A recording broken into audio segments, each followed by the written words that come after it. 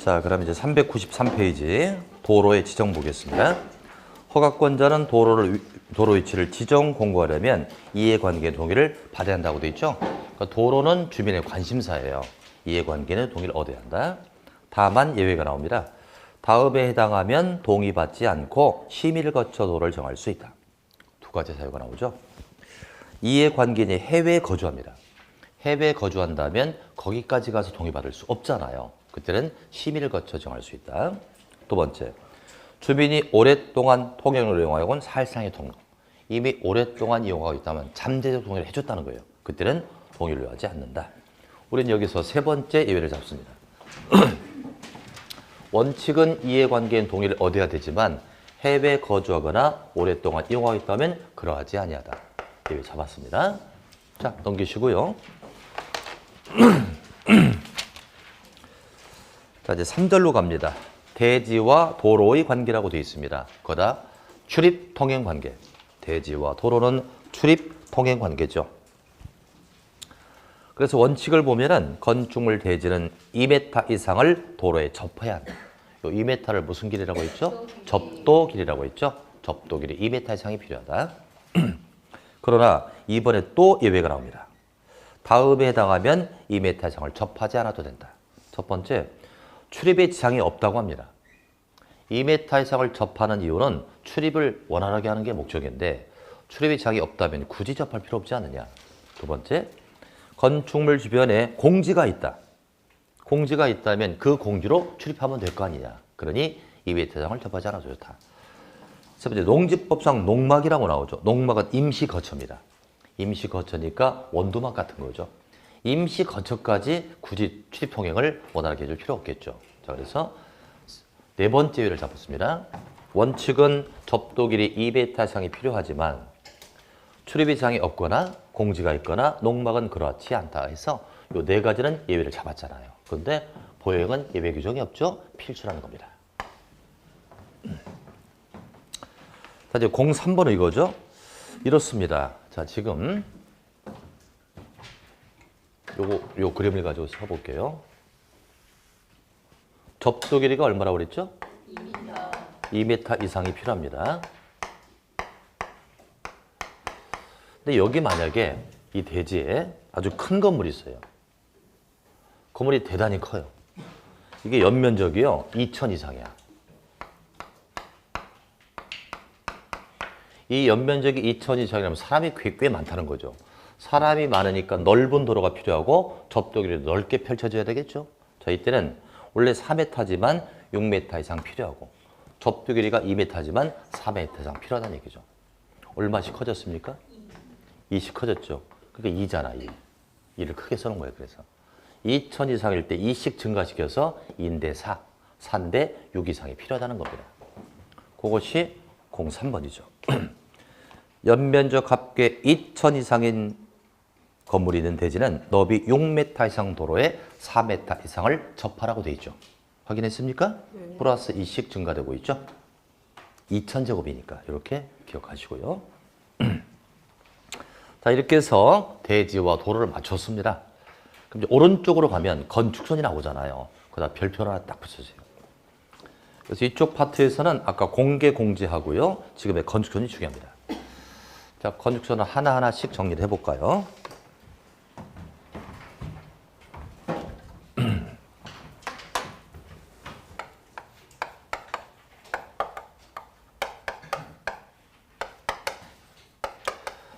건축선은 이겁니다. 도로가 이렇게 있어요.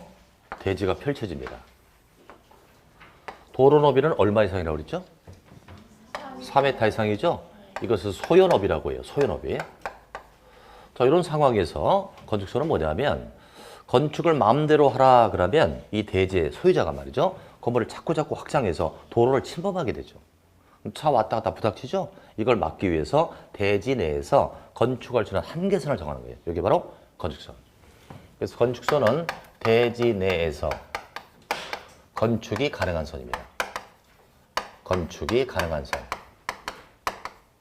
요걸 줄여가지고 건축선 그래요. 그럼 원칙은 어디가 건축선한테 가장 좋을까요? 소요너비를 확보하고 있잖아요. 그때는 대지와 도로의 경계선, 이게 건축선. 건축은 이 안에서만 해야 되죠? 노란 걸 벗어나서는 건축할 수 없다. 그러나 예외가 나옵니다. 예외는 저 도로가 소연업이 미달되는 거예요. 소연업이 하게 되면 4m인데 그게 안 되는 경우입니다. 이건 두 가지 케이스로 나눠보자. 하나는 너비가 2m짜리가 있어요. 3m로 하자. 양쪽에 대지가 있습니다.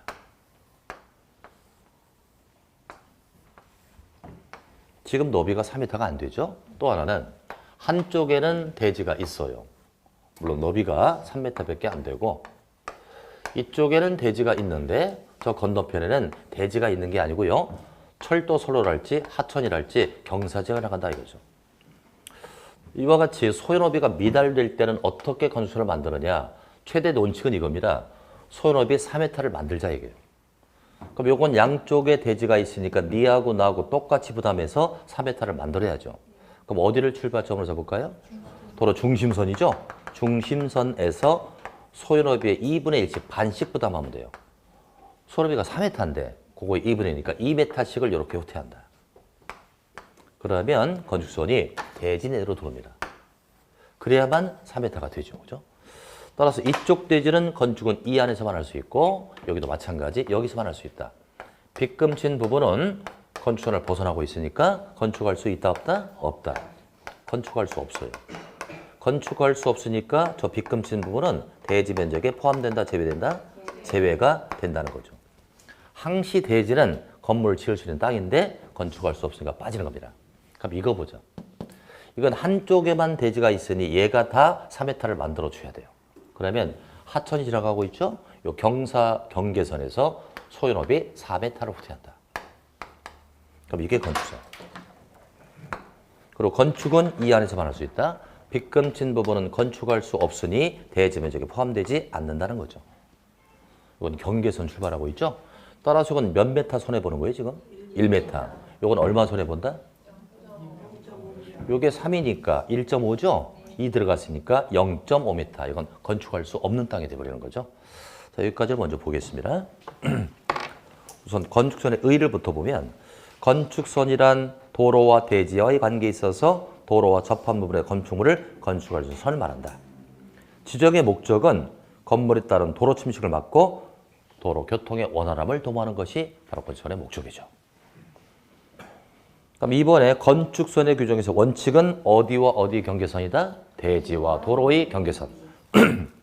물론 이때의 도로는 너비가 4m 이상을 뜻하겠죠. 그러나 이번 예외가 나옵니다. 즉 소요 너비에 미치지 않는다.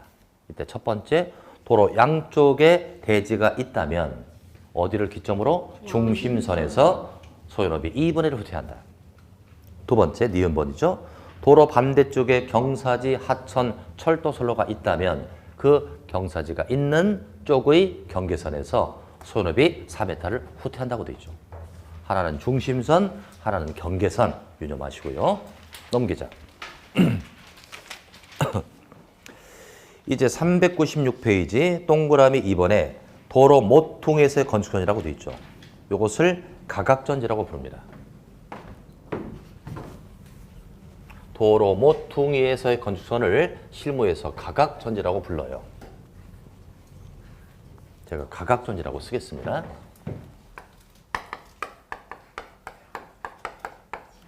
요 가짜는 도로 가짜, 도로. 각은 각졌다. 도로가 각졌으니까 모퉁이입니다. 전자는 자를 전자, 재는 제거했다. 도로 모퉁이를 잘라서 없앴다는 얘기죠.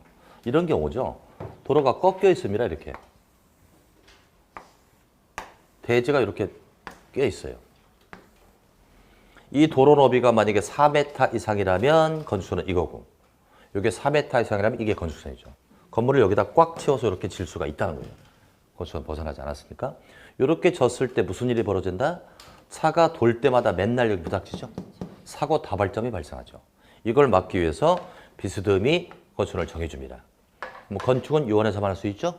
요 삼각형 부분은 건축할 수 없고 대지 면적에 빠지게 돼요. 외견상 이렇게 보이겠죠. 이렇게. 이렇게 보이잖아요. 이게 가각전제. 가끔 보면은 도로 모퉁이에 이렇게 경사지게 친 데가 있다고요. 이게 가각전제인데 가각전제의 목적입니다. 목적은 딱 하나. 차량의 회전 반경을 확보하자. 그죠? 차량의 회전 반경을 확보한다. 이게 오로지 하나의 목적이에요. 회전 반경을 확보한다. 그럼 중개사에서 노리는 건 대상도로. 모든 도로에 가각전제하는 건 아니란 말이에요. 대상도로가 있어요. 이것은 일단 너비, 그리고 교차각. 이게 도로의 너비잖아, 그죠? 너비가 클 때 칠까요? 작을 때 칠까요? 작을 때 치겠죠? 구체적으로 8m 미만. 너비는 무조건 8m 미만일 때 치고요. 이게 교차각이죠? 교차각이 클 때 칠까요? 작을 때 칠까요? 작을 때 치겠죠. 크면은 자연스럽게 벌어지잖아, 이렇게. 벌어지니까 초보 운전도 할 수 있단 말이에요. 꺾일 때 하는 거죠. 교차각이 작을 때. 구체적으로 120도 미만, 요럴 때 합니다. 너비도 작고 교차각이 작아야 되는데 이 두 가지 동시 충족이니까 으로서로 끝납니다. 8m 미만으로서 교차각 120도 미만일 때 치는 겁니다. 그럼 이제 어떻게 치느냐? 이것은 도표를 좀 봐야 돼요. 자, 밑에 도표가 있을 겁니다. 도로 교차각이라는 제목이 있잖아요. 90도 미만, 90도 이상, 120도 미만 이렇게 나눠져 있죠. 가장 큰 게 몇 도예요? 120도 미만이죠. 그러니까 교차각 120도 미만일 때 치는구나. 두 번째 제목이 뭡니까? 해당 도로의 너비라고 되어 있죠. 이것을 가로도로라고 바꾸자. 가로도로. 가로도로. 그리고 맨 오른쪽에 교차되는 도로의 너비를 세로도로라고 보자. 가로도로, 세로도로입니다. 그것도 너비를 좀 보세요. 어떤 숫자가 제일 커요? 8m 미만이 제일 크지요. 그러니 8 미만일 때 치는구나라는 걸 알 수 있죠. 교차각 120도면 너비는 8m 미만을 친다. 그럼 이걸 가지고 이제 어떻게 하느냐? 제가 실제 예를 들어 볼게요. 제가 문제를 한번 내볼게요. 이렇게. 대지가 펼쳐진다. 요 대지가 20m고요. 이게 10m다. 이게 교차각이 몇 도란 얘기죠? 90도. 요 가로도로가 7m고요. 세로도로가 7m라고 합니다. 이때 문제는 대지 면적을 구하라 이렇게 나와요. 이걸 구하라는 거예요. 그럼 일단 가각전제가 된다는 얘기죠. 이렇게 가각전제가 될 겁니다. 그죠? 그럼 삼각형을 빼내야 될 거 아니에요? 직사각형에서 이건 건축할 수 없으니까 빼내야 되죠? 가각전제의 문제입니다. 이걸 위해서 도표를 그대로 한번 제가 그려볼게요.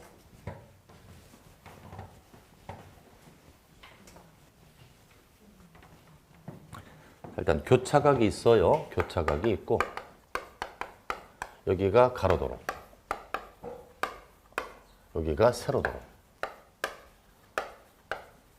교차각이 90도 미만인 칸이 있고요. 90도 이상 120도 미만이 있습니다. 이렇게 나눠져 있고요. 가로도로가 6에서 8m 미만, 4에서 6m 미만 이렇게 되어 있고요. 세로도 마찬가지죠. 6, 8, 4, 6 이렇게 되어 있어요. 6 이상 8 미만입니다. 4 이상 6 미만. 이것도 마찬가지. 6, 8, 4, 6입니다. 이렇게 되어 있고요. 숫자가 4, 3, 3, 2. 3, 2, 2, 2 이렇게 되어 있죠. 이 도표를 가지고 전제를 해보겠습니다. 우선 교차각이 몇 도라고요? 90도죠? 그러니까 위에 거 봐요? 아래 거 봐요? 90이면 여기 들어가, 여기 들어가. 여기 들어가죠? 이 넷 중에 하나입니다. 근데 저 가로도로가 7m라고 그랬죠? 7m니까 가로도로 봅니다. 1번 본다, 2번 본다. 1번. 쭉 내리면 예 아니면 예예요. 세로도로가 7m죠? 그러니까 1번 본다, 2번 본다, 1번. 땡겨보자. 중첩 때는 3이 나오죠. 3m 치라는 거예요. 그럼 3m를 칠 때 이렇게 치는 거예요. 교차점에서 이쪽도 3m를 보내고요. 이쪽도 3m를 그대로 보내는 거예요. 똑같이. 그런 다음에 양 끝선을 연결합니다. 이렇게 연결하면 이게 바로 가각전제예요. 아시겠죠? 그럼 대지 면적을 구하려면 이 직사각형이 얼마라고요? 200이죠. 거기다가 삼각형 면적이 얼마 나와요?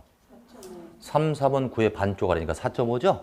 200에서 4.5를 빼니까 195.5가 나오죠. 저런 문제가 만약에 시험에 나왔다고 쳐봐요. 그럼 일단 여러분들은 어떻게 해야 돼? 도표를 외워야 되죠. 이건 절대 주어지지 않아요. 이걸 외워서 풀어야 돼요. 그럼 이거 외울 때 테두리 다 외워야 되겠네, 이거? 외울 수 있다 없다? 외울 수야 있죠. 참 싫잖아 외우기가. 이걸 외운 다음에 계산을 또 해야 돼요. 그러니까 이걸 하나 푸는데 최소한 5분 내지 6분이 걸릴 겁니다. 이걸 완벽히 외웠을 때. 근데 시험에 나왔게요? 안 나왔게요? 한 번도 안 나왔어요. 왜 안 나왔느냐? 이유는 딱 하나예요. 예전에는요. 40개의 문제에서 40분을 주었어요. 한 개당 1분씩 풀어야 돼요. 근데 출제의 대원칙에는 시간 배분을 맞춰야 합니다. 도저히 1분에 풀 수가 없잖아요. 근데 이제 이게 50분으로 늘어났잖아. 50분 늘어났으니까 쉬운 문제를 빨리 풀고 시간을 절약했다가 이걸 풀 수 있단 말이에요. 이제 이거 출제에도 누가 뭐라고 못해요. 출제 되기를 바란다, 안 바란다? 안 바란다. 바라야 됩니다. 제가 공식을 만들어 놨어요. 제가 만드는 게 있고요. 이거 안 외워도 돼. 바란다, 안 바란다? 바란다. 안 외워도 되고요. 그림만 딱 보잖아요. 5초 안에 답이 나와. 5초 안에. 알려드릴게. 일단 이 각도가 90도 미만으로는 안 나올 것 같아요. 90도 미만이면 이렇게 꺾일 겁니다. 꺾이고요. 대지가 이렇게 펼쳐지겠죠. 그리고 각은 이제 이렇게 들어가죠. 그럼 일단 이건 직사각형이 아니잖아 지금요. 이게 뭐예요 이거? 오각형. 사다리꼴이지. 이게 또 오각형이야. 각이 4개인데. 사다리꼴이잖아요. 사다리꼴 면적 구할 수 있나요? 초등학교 4학년 산수에 나와. 윗변 더하기 아랫변 곱하기 높이 나누기. 이건 구할 수 있어요. 이 삼각형을 수작으로 구할 수 있나요? 이렇게 90도라면 계산해서 구할 수 있잖아요. 90도가 아니잖아요, 이건요. 이건 수작업으로 못 구하는 거예요. 물론 수학을 잘하면 풀 수 있어요. 수직선을 그대로 내려서 피타고라성을 이용하면 돼요. 수학 문제가 되죠. 그렇듯이 90도보다 큰 것도 마찬가지일 거예요. 그럼 결국은 90도로밖에 안 나와요. 90도로. 그래서 제가 역대 건축기사 문제를 다 뽑아봤어요. 그러니까 다 90도로만 나 있어요. 제가 봤어, 그거를. 90도로 내야만 수학 가능하잖아요. 그럼 이제 추적을 해봤네. 아, 그러니까 90도로 내니까 이 중 하나구나. 근데 하나만 3치고 나머지는 다 2치잖아요. 그죠? 역추적을 해봤죠? 어떨 때 3을 치는지. 거꾸로 올라가 봤어. 도로가 6 이상이죠? 이것도 6 이상이래. 이제 결론이 나왔잖아요. 너비가 몽땅 다 6m 이상이면 3 치는 거고 나머지는 다 2 친다. 답이 나왔죠 이제? 자, 이제 공식을 적어서 여기다. 만약에 대지 면적을 구하라 그러면 너비만 보면 돼요. 너비가 모두 6m 이상이면 얼마 친다? 3m를 치니 얼마 뺀다 면적은? 요게 3이고 요게 3이면 면적이 얼마예요? 4.5죠? 4.5 뺀다 이게 공식이야. 그럼 그 나머지 모두 6m가 아닌 경우 요것은 얼마 친다? 2m. 2m 치니까 얼마 뺀다? 여기도 2, 여기도 2면 면적이 2 나오잖아요. 2 뺀다. 이게 공식이에요. 이걸 제 이름을 따가지고 경환법칙이라고 한다. 제가 대학 다닐 때 이게 맨날 시험에 나오는 거예요. 근데 외울 게 한두 가지를 해야죠. 이 외우기 싫은 거예요. 그래서 추적을 해서 이렇게 밝혀낸 겁니다. 그러니까 여러분들도 아무에게도 알려주지 말고 너비만 딱 보면 답이 나온다. 이렇게 해서 풀기 바랍니다. 요번에 한번 나왔으면 좋겠어요. 나오면 우리만 맞아요. 다른 팀은 못 맞아요. 그래서 나오기를 바라고 이제 그렇게 정리하시면 돼요. 이 공식 적용할 수 있겠죠? 네. 가각전제까지 했고요. 자, 이제 오른쪽 페이지로 가겠습니다. 397. 동그라미 3번 제목에다가 따로 지정이라고 적자.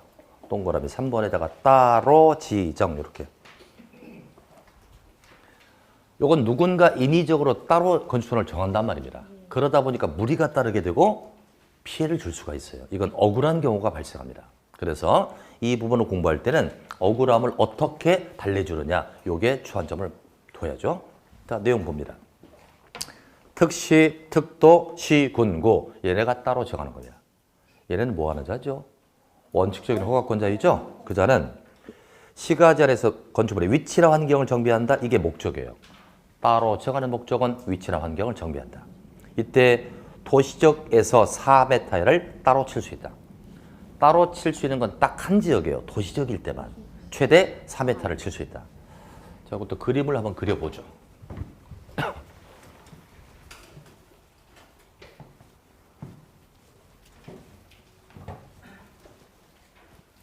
이것은 이제 따로 지정이라고 제목을 붙이겠습니다. 4번이죠. 따로 지정. 누가 따로 지정한다? 특시, 특도, 시군구. 위치랑 환경을 정비하기 위해서 도시적에서 4m를 따로 친다. 자, 그림을 이제 그려보죠. 너비가 8m짜리 도로가 있습니다. 소요 너비를 확보하고 있습니다. 대지가 펼쳐집니다. 원칙은 건축선이 어떤 거겠어요? 이 경계선이죠? 이게 건축선인데 여기가 도시지역이에요. 관할 시장이 위치를 정비하겠대요. 그럼 이게 돼야됨에도 불구하고 3m를 또 칠 수 있다는 얘기예요. 이렇게. 그러면 이게 건축선이야. 건축은 이 안에서만 할 수 있죠. 그죠? 빗금친 부분은 건축할 수 있다, 없다? 없다. 여기는 도시적이니까요. 땅값 비싼 데잖아요. 근데 무려 4m를 손해보고 있잖아요. 억울할 거 아닙니까? 그래서 이 부분을 대지 면적에 원래는 제외되지만 이 경우는 포함시켜준다. 이게 포인트예요. 그래 아까처럼 말이죠. 빗금친 부분은 대지 면적에 포함이 안 됐었잖아요. 근데 저 경우만 포함시켜줍니다. 왜? 억울하니까. 그럼 건축도 못하는 이 땅을 대지 면적에 포함시켜주면 큰 장점이 있어요. 이것은 건폐율 등이 완화된다고 합니다. 건폐율 등이라고 썼으니까 용적률도 포함이 되는 거죠. 이것이 완화된다. 자, 증명을 해드릴게요. 이 지역에 만약에 건폐율이 50%라고 쳐보자. 그럼 대지의 50%를 건축할 수 있다는 얘기예요. 그럼 이걸 갖다 포함시키지 않았다면 대지 면적은 이만큼이죠. 요거의 반을 건축할 수 있죠. 이걸 포함시키면 전체 대지 아닙니까? 이 전체의 50%를 지을 수 있으니까 요만치 더 지을 수 있는 해석이 나오는 거죠. 그래서 완화되는 효과가 있다. 중요한 건 포함시키고 있다는 거죠. 확인하셨고요. 이제 맨 밑으로 갑니다. 그럼 3번에 건축선에 따른 건축 제한. 건축선에 의해서도 건축이 제한되는데, 자, 건축물과 담장은 건축선의 추진면을 넘어서는 안 됩니다. 넘으면 차 왔다 갔다 부닥치니까. 다만 지표 아랫부분은 그러하지 아니하다. 그래서 지표 아래에다가요 기초라고 적었어요. 기초. 건물 지을 때 기초가 있죠. 대부분 판례에서는 기초를 보고 있습니다. 기초 부분은 넘어가도 괜찮다 이거죠. 차는 글로 안 다니니까. 마저 두 번째 거 봅니다. 도로면으로부터 높이 4.5m의 출입구 창문을 열고 닫을 때 건축의 수직면을 넘어서는 안 된다. 어디부터 몇 미터라고요? 도로면으로부터 4.5. 이건 그림을 그리겠습니다. 책에도 그림이 있는데요. 좀 이해가 좀 잘 안 되는 그런 그림 같아요. 자, 5번입니다. 건축선에 의한 건축 제한입니다. 건축선에 의해서도 건축은 제한된다. 자, 제가 단면도 칼로 자른 그림을 그려볼게요. 여기가 도로가 있다. 그리고 옆에 대지가 쫙 펼쳐질 겁니다. 근데 아까 얘기했었죠? 대지는 도로면보다 낮아서는 안 된다고 그랬죠? 그러니까 대지가 도로보다 높거나 같으면 돼요. 높여볼게요. 대지를 이렇게 높였다. 물에 침수가 안 되려고 약간 높였습니다. 건물이 이렇게 올려지겠죠. 칼로 자른 단면도입니다, 이게. 그죠?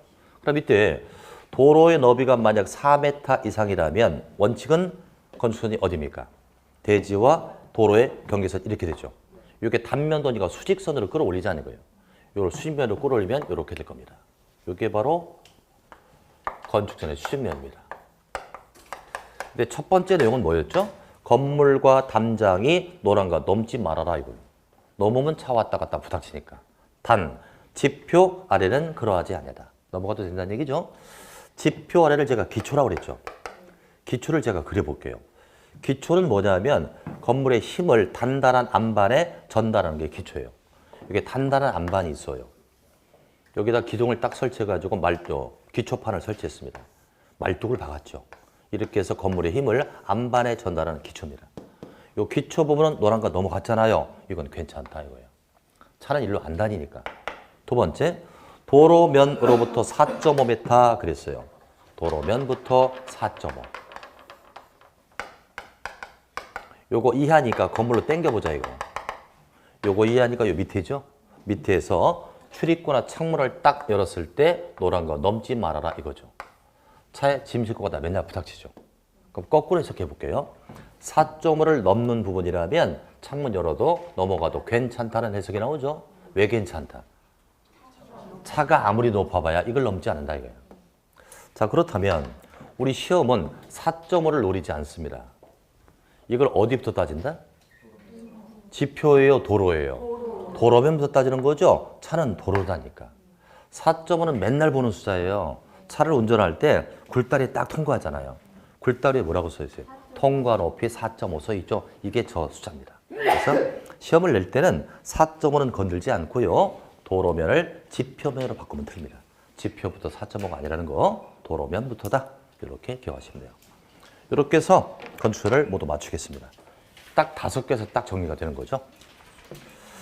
자, 이제 책을 401페이지 볼까요? 401페이지. 401페이지.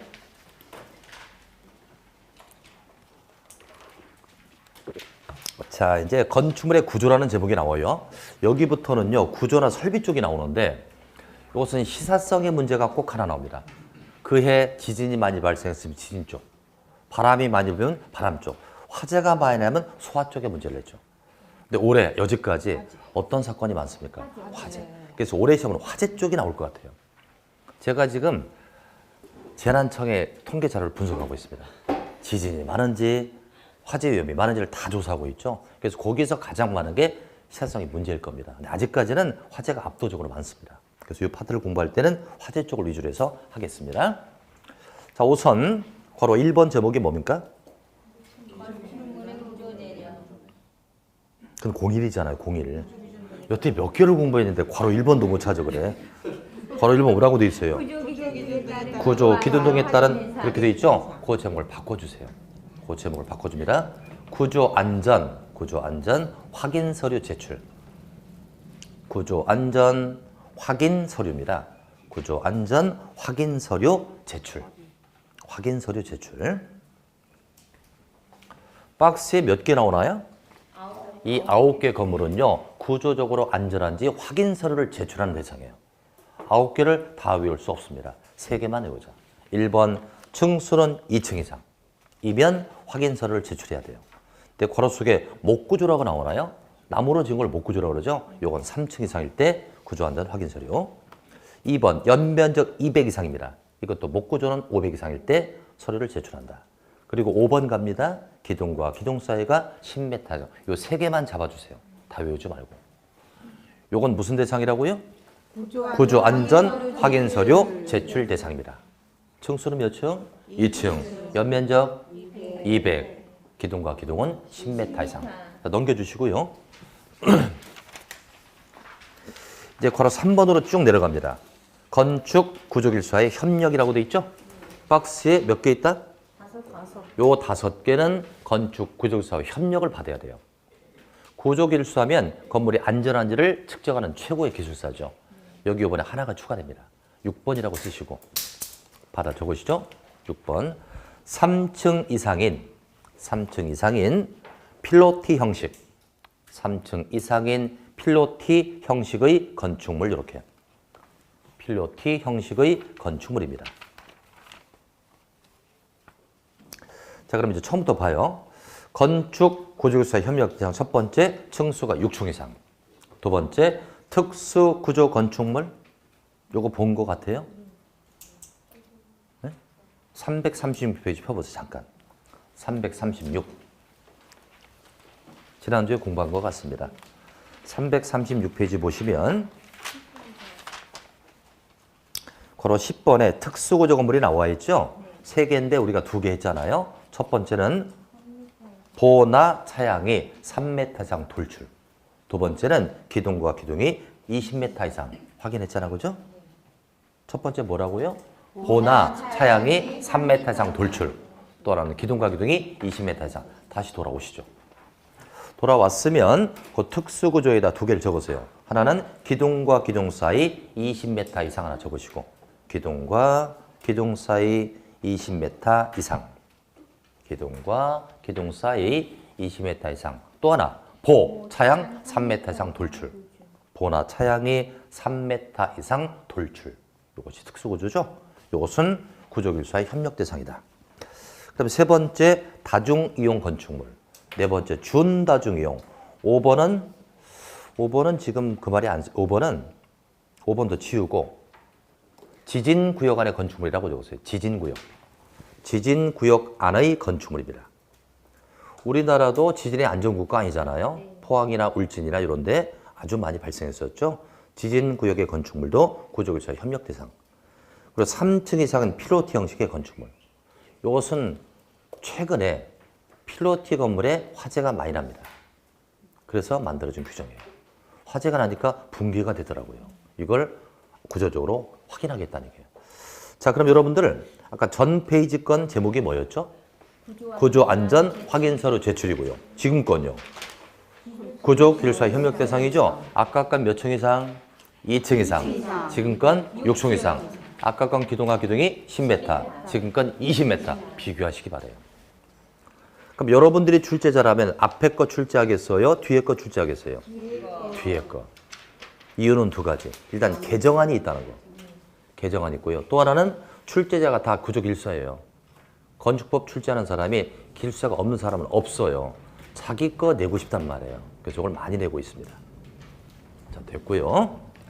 자, 이제 한 장을 넘겨주시고요. 404페이지 보도록 합니다. 맨 위에 직통계단 나오나요?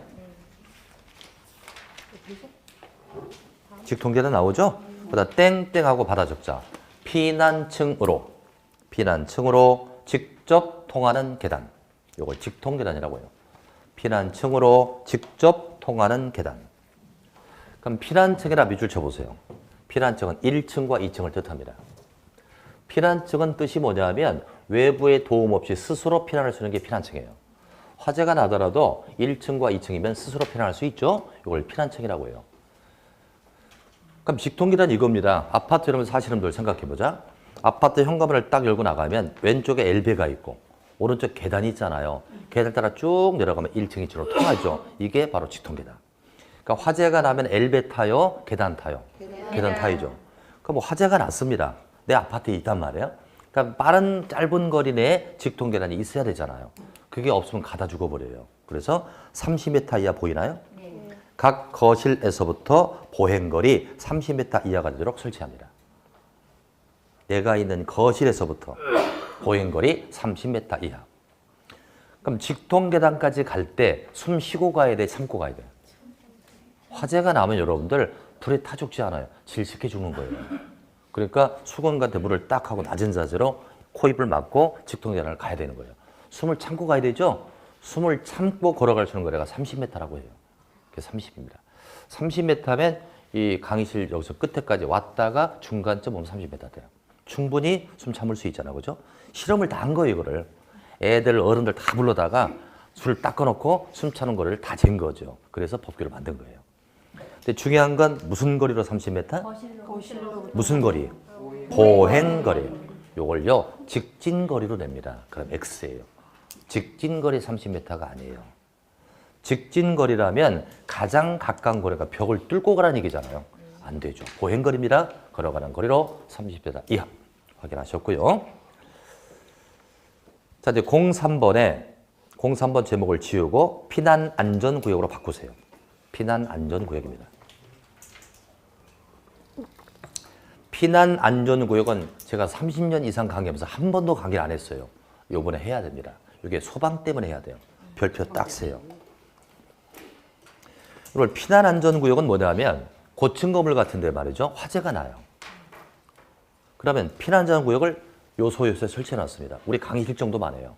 여기 딱 들어가면 산소호흡기도 있고 약품도 있고 비상식량이 있어요.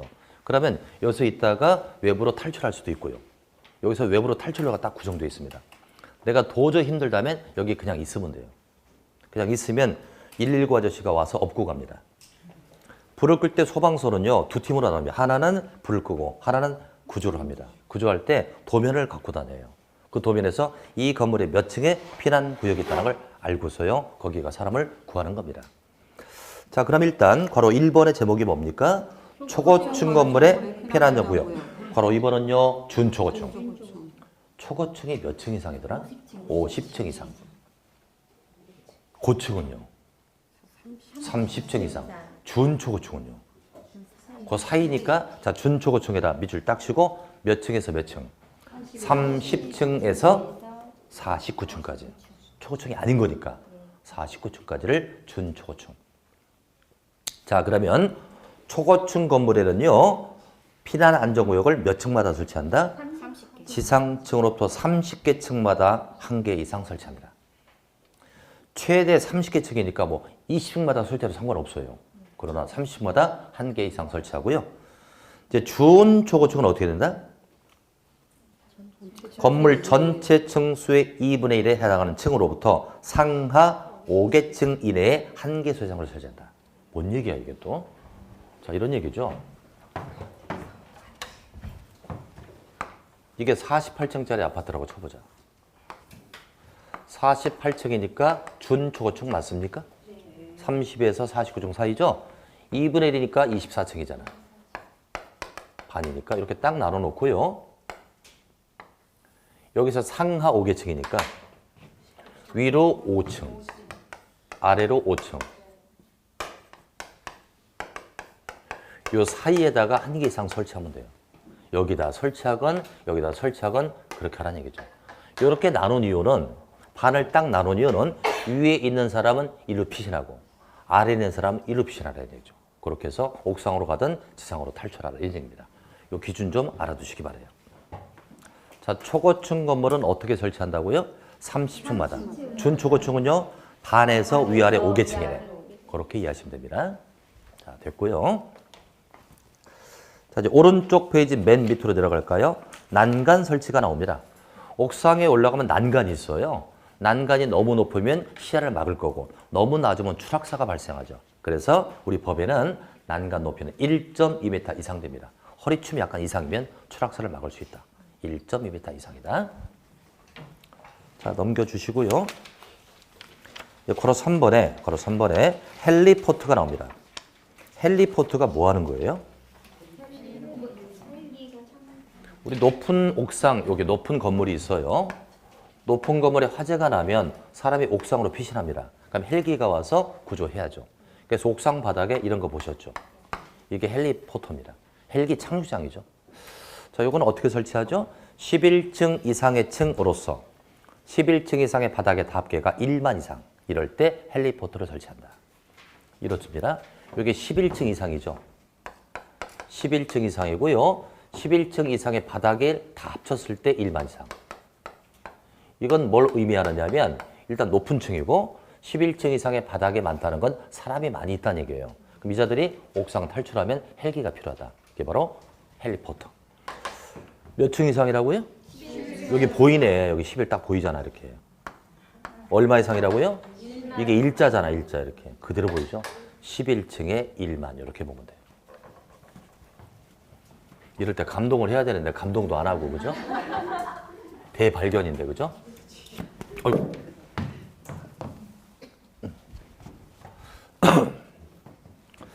자, 이제 필요한 거 몇 가지를 더 따보겠습니다. 자, 이제 한 장을 넘겨주셔도 될 것 같습니다.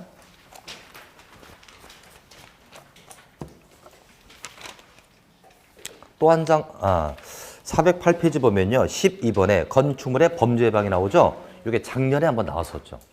누구도 예상을 못했던 거예요. 다 들렸죠, 뭐 그때.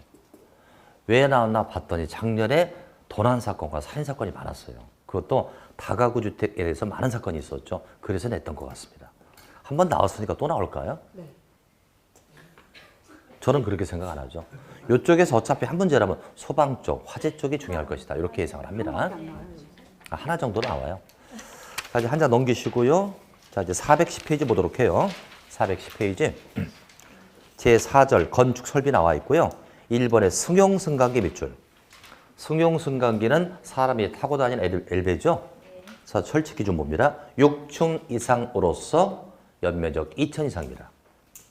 으로서니까 동시충족. 6층과 2천 이상의 동시충족할 때 엘베를 설치한다.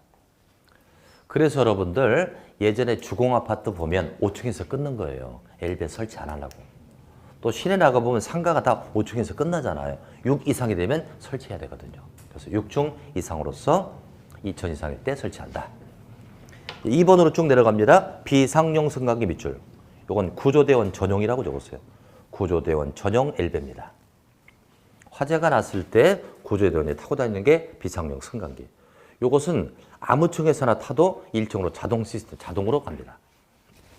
이것은 높이 30m를 넘는 건축물일 때는 엘베 말고 비상용 승강기를 따로 설치한다. 높이가 얼마를 넘는다고요? 30m를 넘는다. 이 30m는 뭘 의미하는 줄 아세요? 옛날에 소방차 사다리차 높이, 사다리 높이예요. 이게 30일까지 올라갔다고 해요. 30일까지는 사다리로 구조가 되는데 그 넘는 건 안 되니까 비상용 승강기를 설치한다. 이렇게 했던 겁니다. 근데 지금은 사다리가 40 넘는 것도 있다고 하는데 예전 규정이에요. 그러니까 30일까지만 올라간다. 자, 이제 올해 새로 신설된 거. 오른쪽 페이지 중간에 피난용 승강기 빨간펜 밑줄. 이게 새로 신설됐어요. 피난용 승강기도요, 화재를 위해서 만든 겁니다. 자, 읽어볼게요. 고층 건축물 밑줄 딱 치고, 고층 건축물에는 승용 승강기 중 한 대 이상을 피난용 승강기로 설치합니다. 무슨 건물일 때요? 고층 건물. 몇 층 이상이죠? 30층 이상이잖아요. 그때는 승용 승강기 여러 개 있을 거예요. 그중 한 대 이상은 피난용 승강기를 설치하라는 얘기예요. 그럼 박스를 보면은 피난용 승강기 기준이 5개 나옵니다. 첫 번째, 승강장의 바닥 면적은 승강기 한 대당 6제곱미터 이상. 엘리베이터를 딱 타면 바닥이 있잖아요. 그게 6제곱 이상이니까 괄호가 한 2.6m, 세로가 2.6m, 꽤 큰 크기예요. 한 10명 정도 탈 수 있을 것 같습니다. 그 정도죠. 10명 쓰지 마시고 제 추측이에요. 자, 그럼 왜 6이다? 제 손가락 보세요. 피난용 승강기 6글자잖아. 그래서 6제곱입니다. 6글자니까. 두 번째, 각 층으로부터 피난층까지 이르는 승강로를 단일 구조로 설치하라. 이렇게 잠깐만요, 여러분. 엘리베이터가 한 라인으로, 한 개 라인으로 쭉 올라가는 게 있고, 어떤 건 1층에서 여기까지 올라갔다가 다시 이렇게 올라가는 게 있죠. 그럼 만약에 이렇게 설치했다고 쳐봐요. 그럼 타고 내려와서 다시 또 가서 또 가야 되잖아요. 그럼 화재 시 위험하죠. 그러니까 단일 구조, 하나의 스트레이트, 단일 구조로 만들자 이겁니다. 3번 예비 전원으로 작동하는 조명 설비를 설치하라. 화재가 나면 불이 다 꺼져 버려요. 그럼 자가 발전기가 돌아요. 건물마다 자가 발전기가 있어요. 그래서 20분 정도를 불을 들어오게 한다고 합니다. 이게 있어야 된다는 얘기죠. 그래야만 탈출할 수 있다. 수술실 갈 텐데 여러분들 수술하다가 불이 딱 나가면 어떻게? 뇌 수술하는데 뇌 뚜껑을 땄거든? 불이 나갔어. 촛불 켜고 해요? 안 돼요. 병원 같은 데는 자가 발전을 돌려서 자체로 전기가 들어오는 시스템이 있습니다. 그것을 설치를 하자. 네 번째, 승강장 출입구 부분에 잘 보이는 곳에 해당 승강기가 피난용이에요 라고 알리는 표지를 설치하라는 얘기죠. 두 가지만 기억하자. 무슨 승강기라고 지금요? 피난용 승강기. 무슨 건물을 설치한다? 고층 건물. 바닥 면적이 얼마라고요? 6제곱 이상. 그렇게. 자, 넘기겠습니다. 도장을 넘기셔갖고요. 페이지 415페이지 펴놓으시고요. 조금 쉬었다 하고요. 오늘 나눠드린 프린트 좀 준비하시고.